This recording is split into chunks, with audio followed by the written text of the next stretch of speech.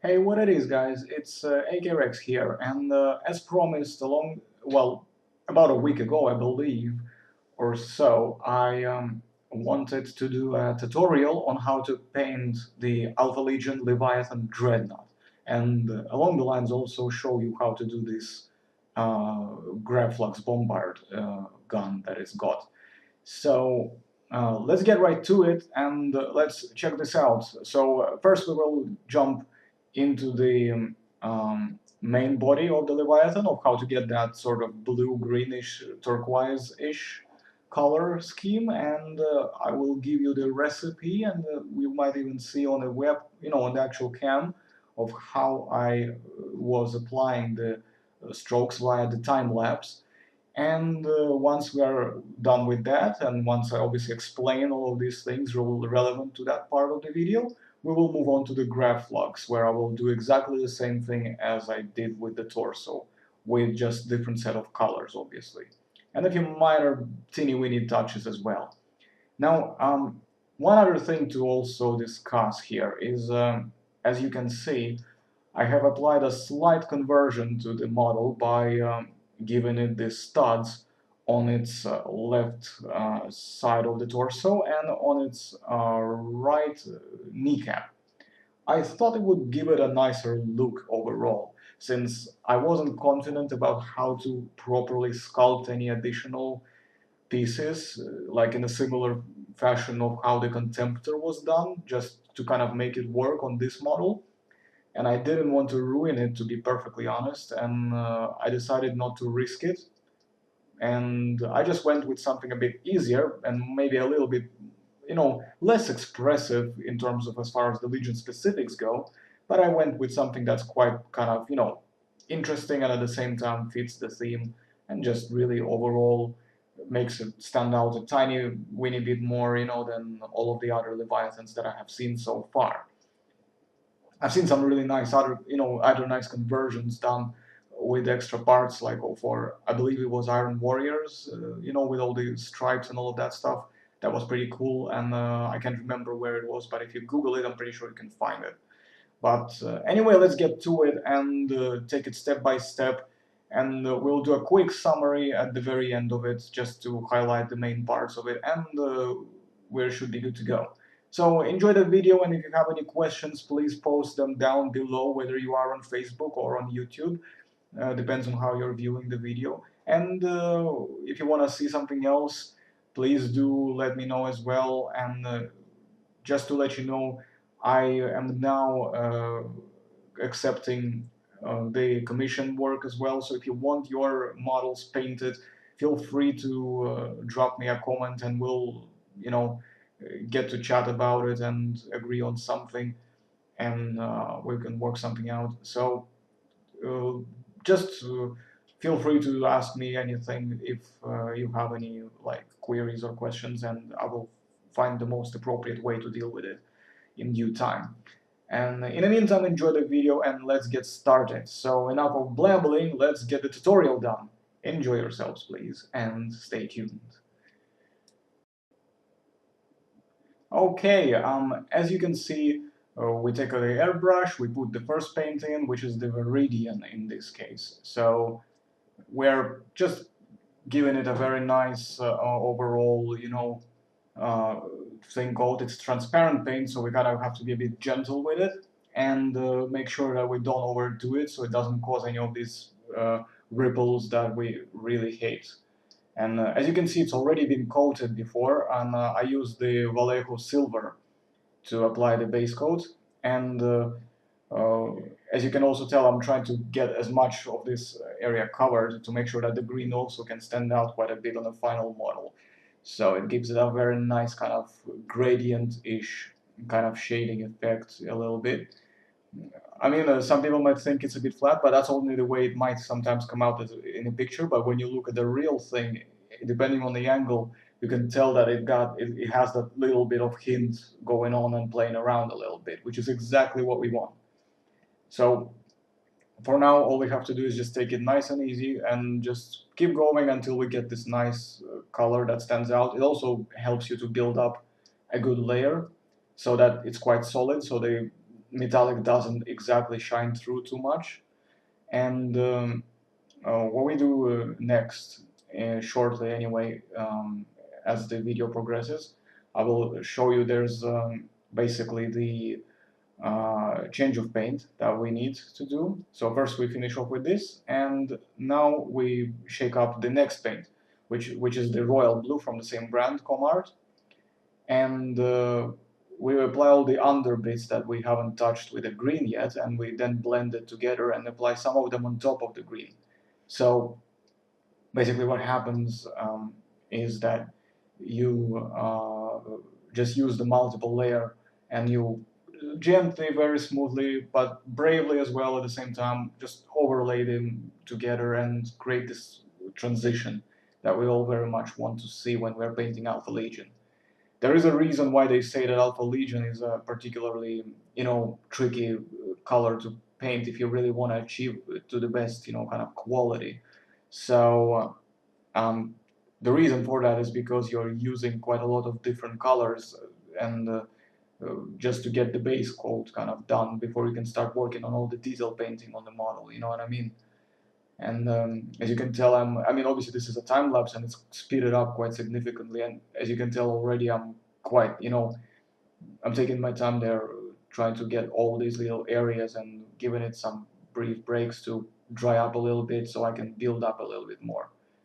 And as you can see, my hands got a bit tired of holding it and twisting it around, so I just put it down and just doing it there. And I picked it up again and continued. One thing I noticed as well, and I should have really done this, I should have put on a glove on my left hand.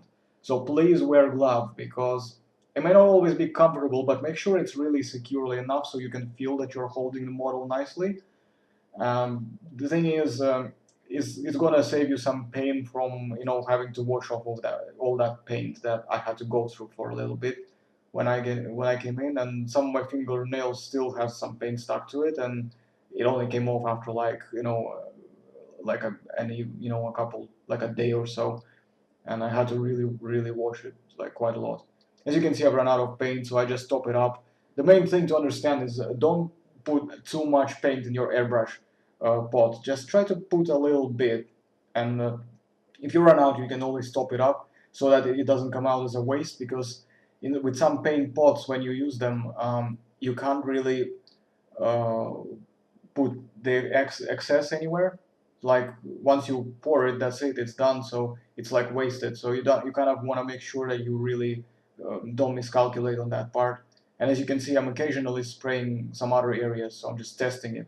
Make sure that it's right. You see, now I'm testing the purple paint now for the Gravflux, which is the next part of the video, as I said earlier on. And all I'm doing is just covering all these nice bronze painted areas, just to give it a bit of a purple hint, which is very good looking, as you can tell. It's really coming along nicely. I'm perfectly very happy with how it turned out. It's an absolute beauty, in my opinion. Like, I'm really happy with it. I'm not trying to boast my skills here or anything like that. I'm just really that happy of how it turned out, because it actually happened in exactly the kind of manner that I was hoping for. Like, this is what I imagined I would want it to look like, and this is how I achieved it. And as you can see, I'm basically just making sure that all this purple gets it nicely covered and stands out quite a bit before we go on to the next paint when we switch it.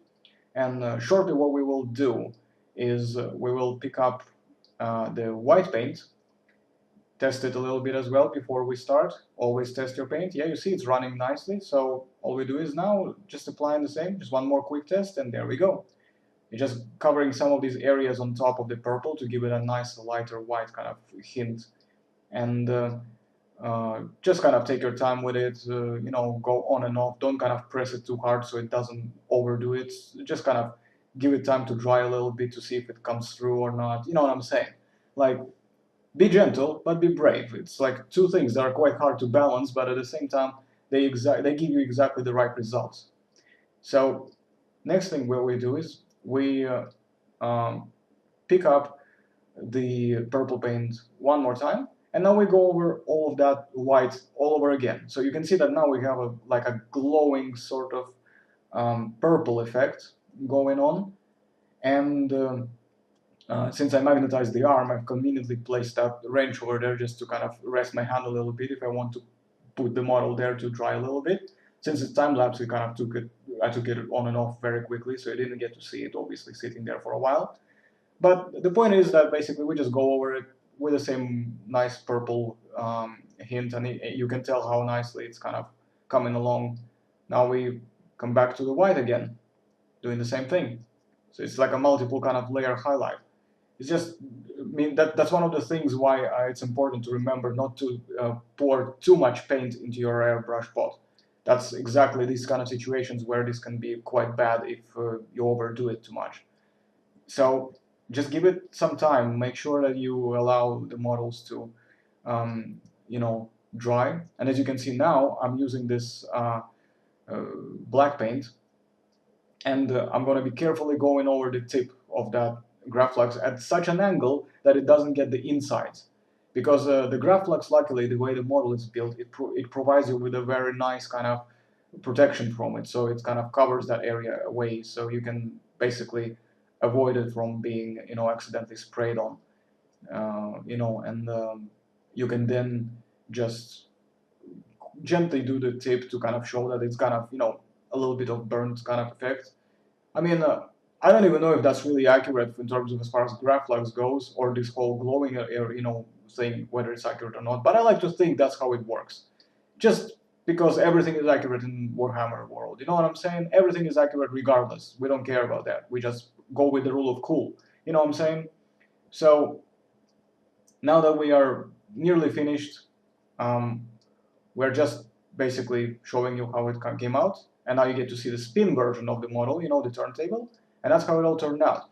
So just to give you a quick heads up here as well, guys, what I did on the Gravflux, after it's dried and after I obviously sprayed it with the matte varnish to give it a nice protection and kind of tone down the brightness of some colors a little bit to make it a bit smoother, I have then gone over with a dry brush, very, very gentle light dry brush from the inside parts, as you can see. And also I done the white dry brush on the actual bumpy bits in the middle of the cannon itself. So basically that's what it is. I mean, you have to just really make sure that you get this nice highlight and make it stand out a little bit more. And as you can see, it stands very nicely next to the model itself. And of course, the claw itself has been painted by the same principle as I explained in my other tutorial video for the Invictaris Suzerains and the Cataphractii Terminators that I've done. So be sure to check out that link below. Also, just to give you another heads up, in case I haven't already done so, I am accepting commissions, and if anybody is not confident about, you know, doing this themselves, and they want me to do it, or they just really like my style, or they just really want me to paint any of their models for them, feel free to drop me a comment here or on Facebook under the video, wherever you are, or if you happen to be in my friends list, please also um, add, you know, send me a message and we can figure something out. And also, as if you notice that the models has been weathered as well, so weathering tutorial is also included in the link below. So just follow all of these tips and you will get your Alpha Legions nice and easy sorted, and it will all be fantastic.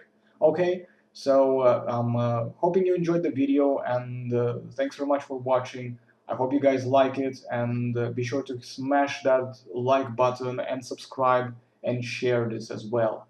I would really appreciate that a lot, and that would really help my channel grow and bring you more of these tutorial videos. Now, enough of the rant. I hope you are gonna be doing very well. If you have already tried something, please share it. I would like to see that. And if you found this tutorial useful as well, please comment, let me know. I want to know what you guys think. So without further ado, I'm now off to making some more videos and perhaps more tutorials for you guys. Thank you very much.